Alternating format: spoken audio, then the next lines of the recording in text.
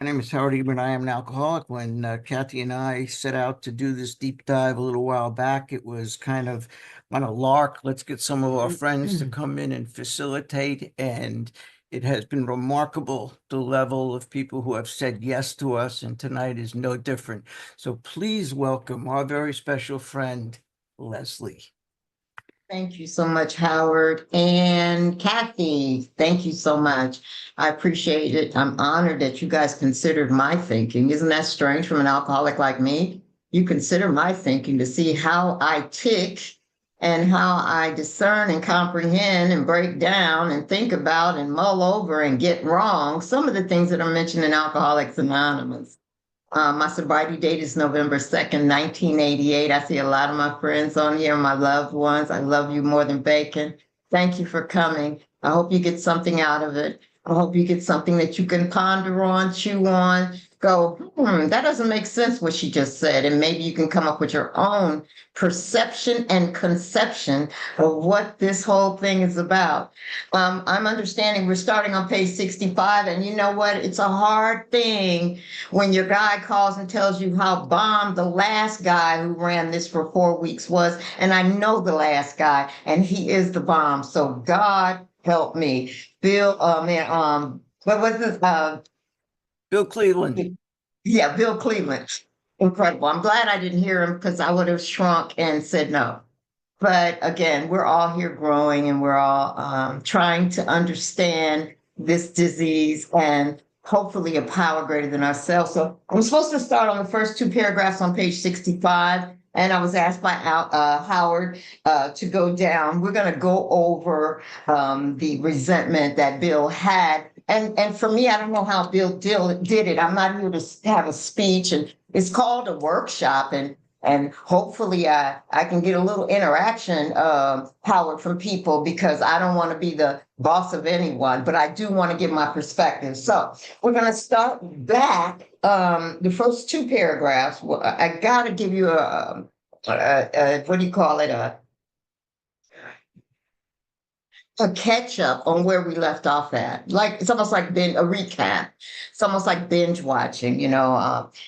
Bill talked about resentments in the previous page on 64, and he talked about the resentment was a number one offender. And from this page, I gleaned, I was taught from the people before me how to pull the information for the fourth step. The fourth step seems like such a daunting task, and Bill speaks in a manner that some of us don't speak in, and he says things, but you don't understand it. For me, when I came in, I had no clue what he was talking about. Thank God for studies like these. Thank God for in the living room, however, at the White House, or in my own living room with my spot. And that's the White brothers, not the White House. Stay with me. Stay with me. Okay. So, that family, the Black White House over there. Anyway, and then, and then in my own house, we had groups of us just coming together all the time. And that was for us to sit down and bring our minds together and try to figure out the message. It's not the Da Vinci Code. It's not masonry. It's something that we need to understand. And it's simple. And if you're an alcoholic like me, I overthink, I overcomplicate. And my sponsor used to say, we are so arrogant with our intellect that if you've read more than 2 books, you think you know everything. So I read 3, and one of them was Dr. Seuss. So that tells you where my intellect goes. So we're going to go into this book in a manner that gives you things to ponder. And I have to say that I am not an authority. I have to say that to the new people on here. I'm not an authority. But what I do know is by the reflection on the faces and the transformations, I do know that this process works. So we go through the resentment. He talks about resentment is our number one offender. In other words, when I'm mad at something, I'm blocking myself off. This is why we have to do this inventory. Why?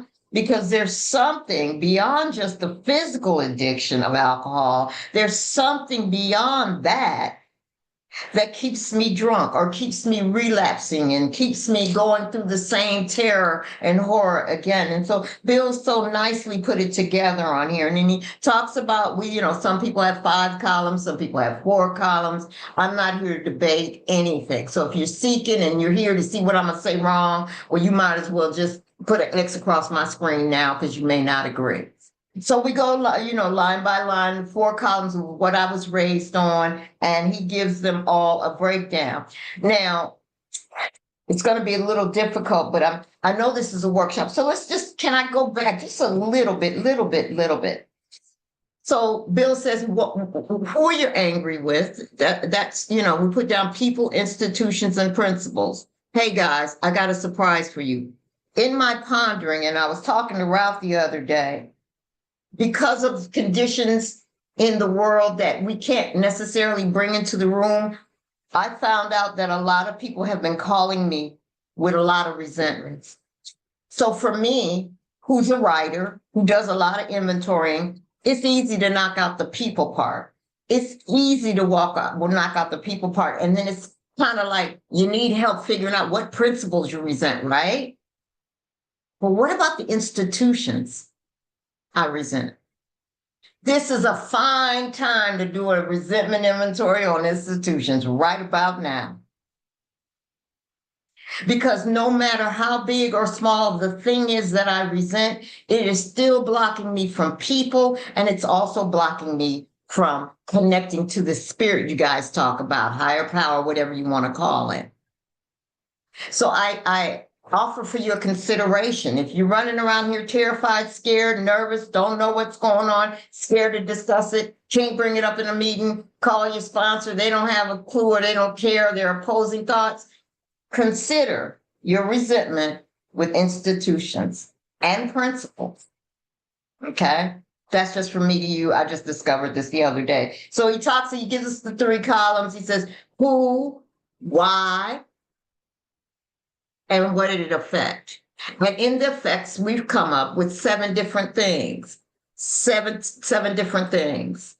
Okay. I'm not going to go over the 7 different things because I'm not doing a 4-step workshop. If you'd like to know, I'll leave my number and I can give you those 7 things later.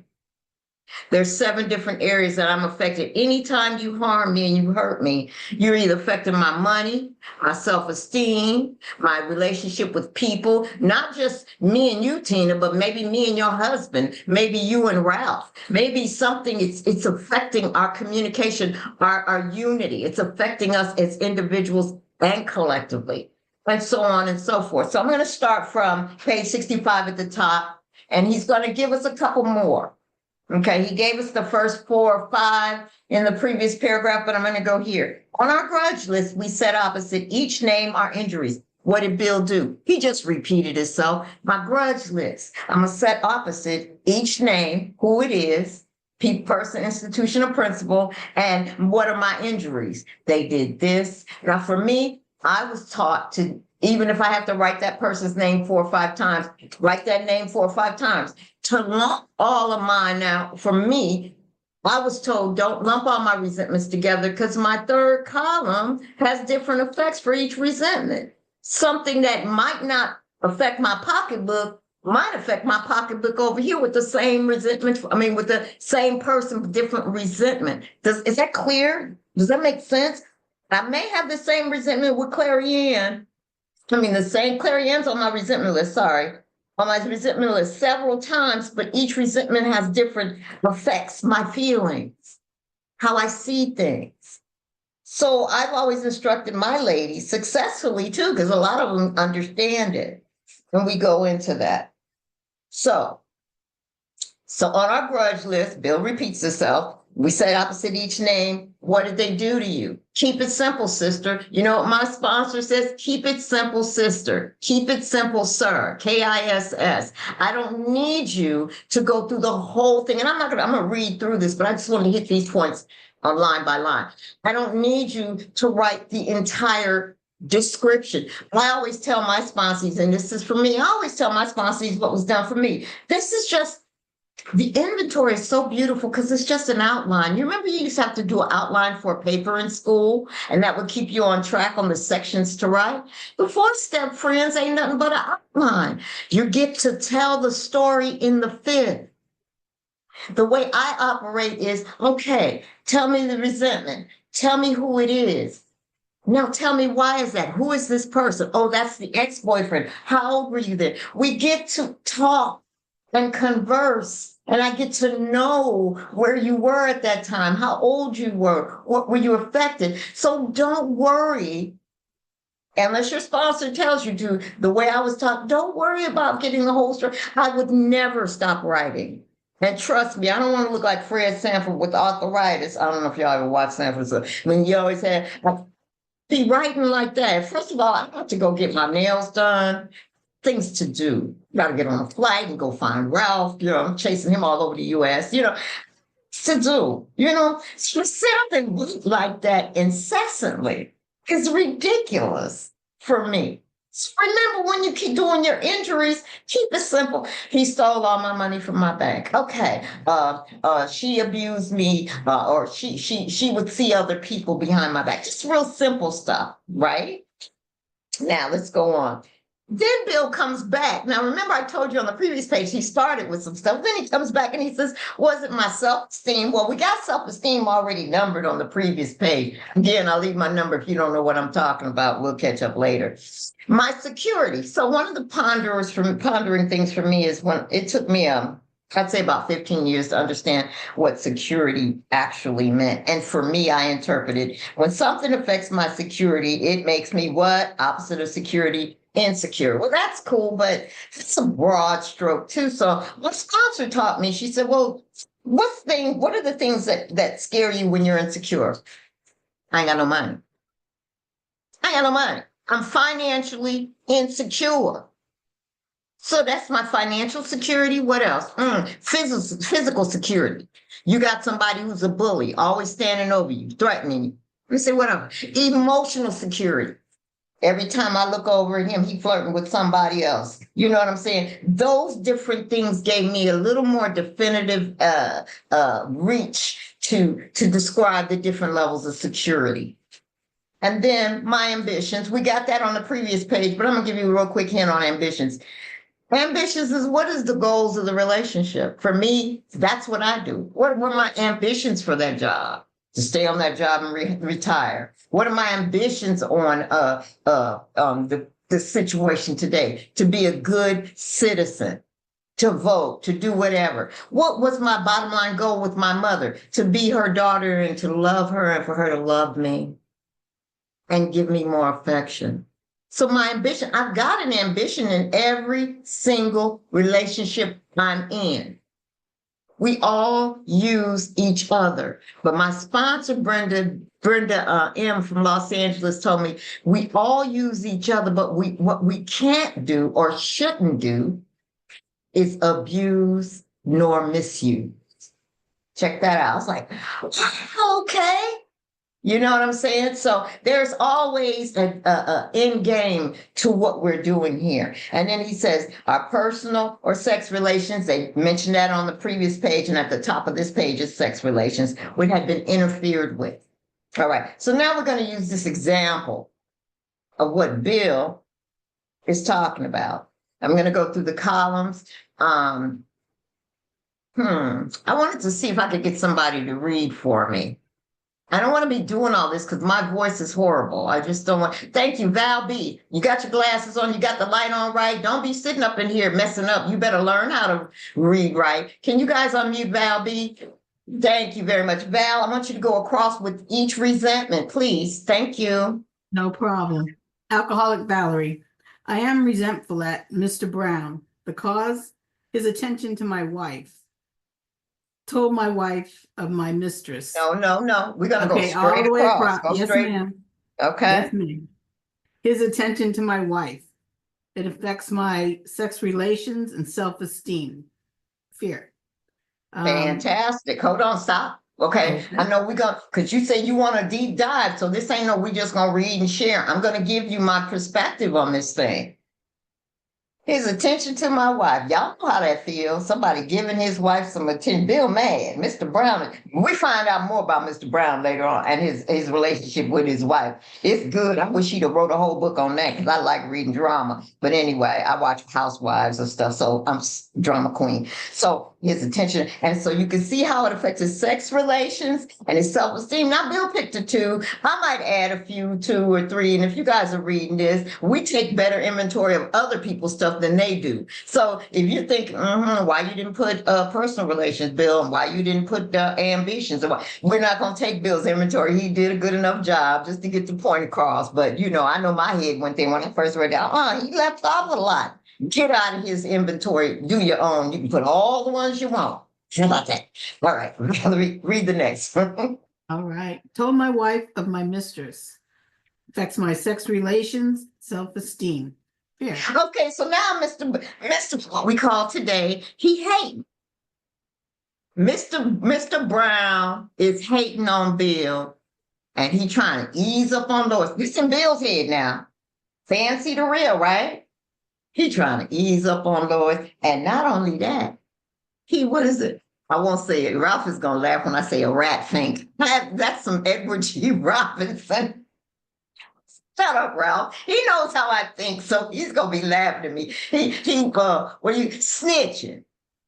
Your husband is messing around with So Bill, we don't know the backstory. I wish Bill would have wrote a story. What happened? Bill is either he's delusional and he's paranoid. And when you're doing wrong and you're doing dirt, you're already suspicious and looking at everybody sideways. And then your head is telling you, yeah, that Howard, he didn't say hi to me because he saw me flirting with his wife. And we go off on a rabbit hole into another. And Howard ain't paid no attention. Not only that, his wife don't want you. So this is the fourth step is hilarious. If you really look at it, when you get to read a fifth, you're gonna be on the floor dying. My sponsor laughed for 8 hours straight. That's another story. I gotta put her in a column. Laughing in my inventory. I'm bleeding all over the place. Anyway, read the next one, Miss Val. All right. Brown may get my job at the office. Affects my security, self-esteem, fear. Okay. Not only is Brown a snitch, he flirting with my wife, trying to hit it. He told on me about my mistress. Bill is so hysterical. Not only do you have a wife and a mistress, you admitted it, but you don't want nobody to tell. How many times have you been in absolute ridiculousness and mad at people because your business got out? We saw you pull up at that motel. We saw how you glance across the room and y'all often be sitting in front of the meeting in the parking lot before everybody get there and y'all ride off together and y'all with 2 other people. Just saying, it's not, I'm saying this from experience. Shut up, don't judge me. But anyway, and then I'm shocked and mortified. Then I'm running around and Jackie Ford is on. He should tell you I'm running around trying to figure out who told. That is the insidious insanity of an alcoholic thinker. Check this out. I'm gonna tell y'all a big secret. It ain't just alcoholics who do that. We think we have an exclusive club of screwing up. Oh my God, no. The world is short bus. Everybody in the world is on a bus with a helmet and some cowboy boots. You know what I'm saying? We're all not quite wrapped, but we're going to limit it to our alcoholism and our behavior. So Bill's pissed off at Mr. Brown. And we're going to go on and I'm going to talk about the fear in parentheses shortly. So stay with me. All right. Miss Val, let's go to Mrs. Jones. Mrs. Jones, she's a nut. She snubbed me. She committed her husband for drinking. He's my friend. She's a gossip. Affects my personal relationships, self-esteem, fear. Now, see, I'm not Bill's sponsor. But had I been the way I was raised by Betty T and those old timers, he would have had to break all these up. But I guess for time's sake, because you got to remember the time at that time, too.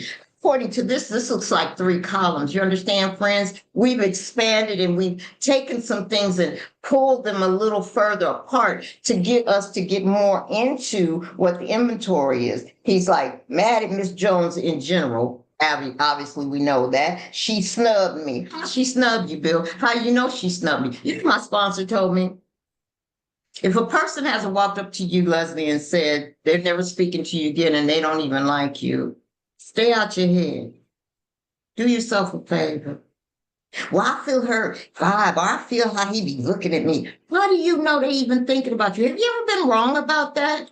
And you thought that, Val is mad at you because she didn't say hi to you on a Zoom before this meeting started. And Val ain't even thinking about you. Val is trying to figure out how to get past this kerfuffle she done got herself into. Maybe Val is not feeling well physically. The alcoholic is so self-absorbed, they even have their resentments at you about them. That's insane. You cuckoo for Cocoa Puffs. You try. So, okay. So that's one of the things. So he's mad. She snubbed him. She committed her husband for drinking. Why would Bill be resentful at what she did with her husband? Because he thinks that she might go down the alcoholic rabbit hole. She might hint that to his wife, and his wife said, "Here, get with Mr. Brown." You know the make believe stories. Yeah, let's commit him, and then me and Mr. Brown can, see that, because I've done that kind of insane, irrational, full flight from reality, delusional thinking, stone cold sober. Sober. I think Bill wrote this when he wasn't drinking. Okay, so think about that. All right. And then he goes for he's my friend. Oh, Bill, you so noble now. All of a sudden, yeah, he's probably your drinking buddy. Yeah. Two birds of a feather. So you had to throw in that part. He's my friend. Bill, if you're like me, Leslie, you're a drunk. Ain't nobody your friend. As long as I get something from you when I'm out there in them streets, I don't even know what a friend is. I don't even know how to be a friend, to be honest with you. We all lie and say we do, but I know for myself, from the perspective of other women I've sponsored, we are far from being friends. We don't know how to love unconditionally. I got conditions. I got addendums and amendments and rules and laws. I'm the Senate and the Congress in my relationships with my friends, right? Okay. And she's a gossip. Bill is, I love him because he is laying his heart out on how insane, he is showing us how insane he was thinking. The level of courage. I often get people to say to me, you just say things and you say it so cut and dry and so courageous. I have no choice but to, because the truth has been revealed to me. And once I am free from the truth, I don't care what you think about the truth. To thine own self be true.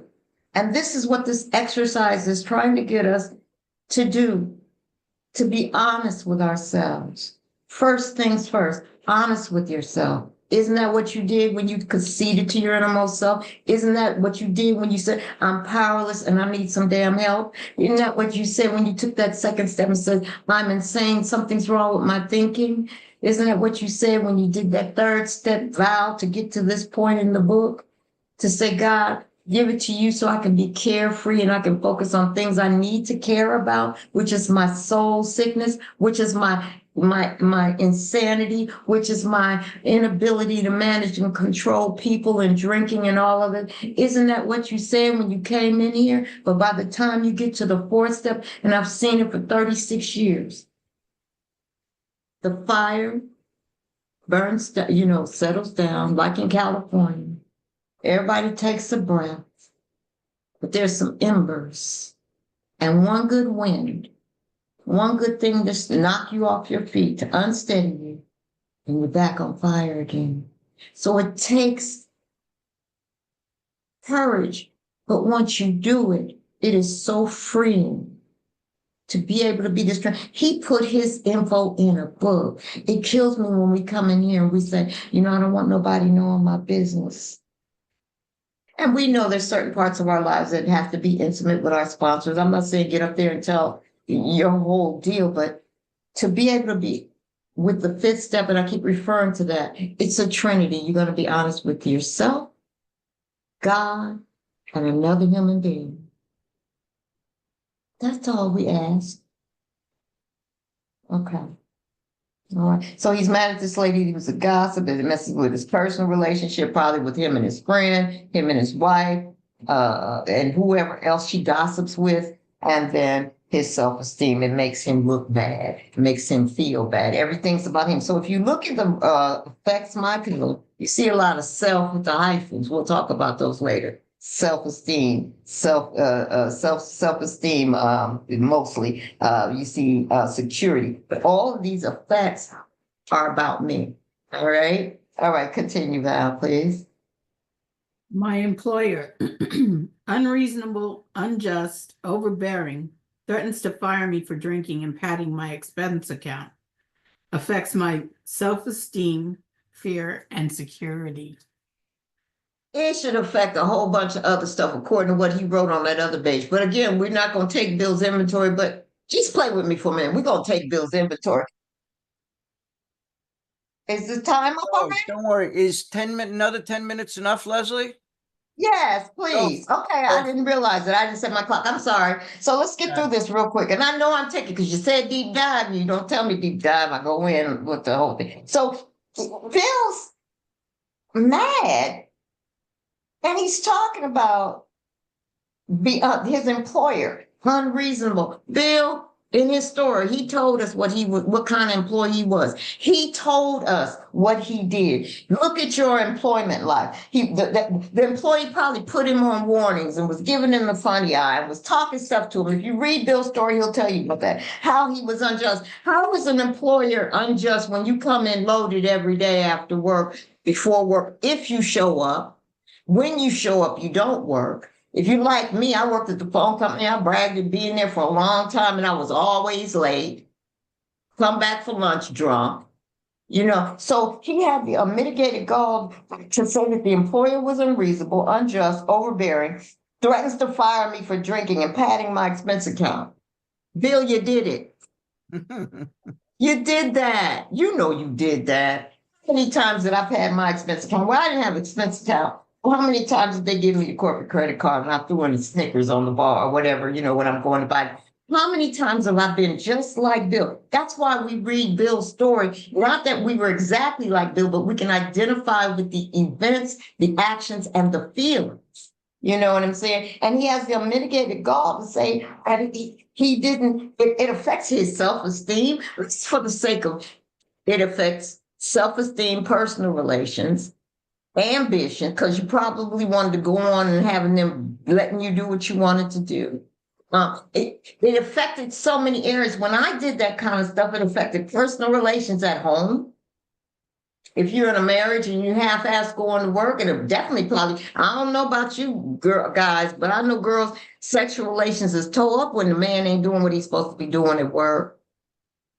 So if you want to expand that and add additional things, you can do that. We're going to run on through this last one because I don't have that much time. And I thank you guys for bearing with me because the front end, I said a lot, but I know going forward the next 3 weeks, we'll warm up and we'll get in a flow. Let's read the last one. All right. I'm resentful at my wife. Misunderstands and nags. Likes Brown. Wants house put in her name. Affects my pride, personal sex relations, security, fear.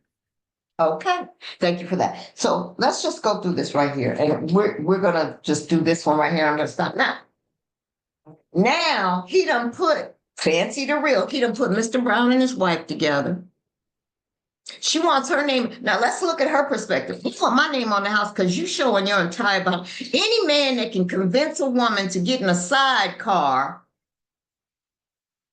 and ride across the country, I'm sure. Look, I have trusted him 100%. That's good, because I wouldn't have been on no sidecar, but that's me. I got things, issues. But she went, of course she went the house because she probably, you see how many times they had to live with her mother and his in-laws.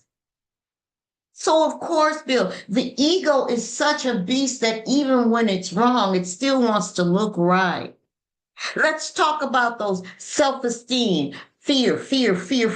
Anytime my third column, and I have a word in my third column, I'm going to go back and visit that next week. But whenever, those are all self-centered fears.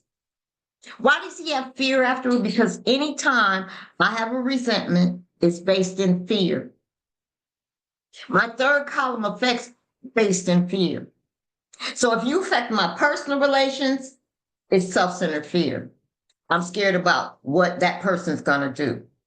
If you're talking about ambitions, I'm scared of losing my job. I'm scared of losing this relationship with my children. I'm scared of losing a relationship with my friend. I'm scared. So if I have a resentment with you and these things are affected, it's all fear-based. That is why fear is in parentheses after each one of those things mentioned in the third column. I hope you understand that. If we get close to fear, you'll understand it a little better. If you think about it, pray and meditate on it. If whenever I am at fault, whenever I am doing something, the 7 deadlies are all based in fear. Fear is the food that feeds the resentment. I'm going to say that one more time. Fear is the food that feeds the resentment. Fear is the food that feeds the 7 deadlies. Fear is the food that feeds my third column effects. Fear is the food. And check this out, better yet, resentments. All Bill is talking about is what he's scared of the outcome of what's going to happen because of his behavior. But he's blaming it on the behavior of others. Last thing I'll say, well, I got 4 minutes. So so my first 3 columns is the person, what it was, and what it was affecting. I get to talk about them. I get a chance to state my case. That's what I get a chance in those first 3. Okay, state my case. This is why I don't like Cynthia. When she sits up there with that ceiling fan and it's not. This is why I don't like Andy in UK because he's got a fresh haircut. This is why. So I get to do that. But baby, as we're reading this, it's like I was watching something called Ridley. I like Saltburn, different movies. Ralph and I are binge watchers. And when they have a sudden twist, we're like, oh, Bill twists. So he makes you think, yeah, I feel you. That Mr. Brown. And, I love the t-shirt that you see in the fellowship. Mr. Brown needs his kick. I died when I first saw that. I think it's, oh, you got it. There it is. Got it in square. I love that t-shirt. But on the backside, I love you, Howard. That's awesome. Perfect timing. On the backside, it should say, but no, really, Bill should. Right? The inventory is not so difficult, but you don't go it alone, friends. Don't go it alone. You can even get somebody to guide you through the writing and do your 5th with your sponsor if you're confused, whatever it takes. But it's just I got chills just now because I wish those of you scared, hovering in the dark. It was 18 months before I finished my first 5th step, and I was on my way on a one-way flight to Lufthansa with my first husband and my first child in sobriety. I had 2 years sober when I did my first inventory, and it took me that long because it was 18 months because I was terrified. But it was kind of competitive because I saw the change in other people that came in with me and they had done it, and I hear them talking and they look different and they seem different. How do we know that this works? Look at the transformative look in the eyes of those who listen to how they talk different. Listen to how they walk different. Just look. The evidence. God gave us the 5 sentences, but the evidence sometimes we need to see. Don't you want to be a part of the evidence? Not the mystery. The evidence that this absolutely works. It's too many of us recovering nowadays for it not to. I was terrified. I was 28 years old. I was a kid, and it just seemed like such a daunting task. Oh my God, it's such a daunting task. I had to write and write and write and write. But can you imagine that feeling of I can imagine what I felt like with that last resentment. the first time I did it, and then had an appointment set up to read the fifth. You don't know until you experience the ease. You looking for God? Cut it out. Look for you. Look for honesty. Self honesty. And you will find the God down the road. Just do this. And I love this part, Howard. Thank you for asking me. I love this part because this is my wheelhouse. This inventory is and I take all my ladies through it, but I see them wake up. I see the fog lift off of their eyes. I see the dawning. You know, when you say something dawns on you, that's something that can't be explained. When all of a sudden you understand something you didn't understand, or the light, we see the light come on. We're like that Motel 6. The lights are always on. We are the lights that are always on. We see the light comes on. We hear how Val B has had a total transformation. I've never met her, but I see how she sits now. I see her face now. I see how she glows, how she talks. She's clear. Clarity is the prime example of what this will do. You will no longer be muddled, befuddled, just confused.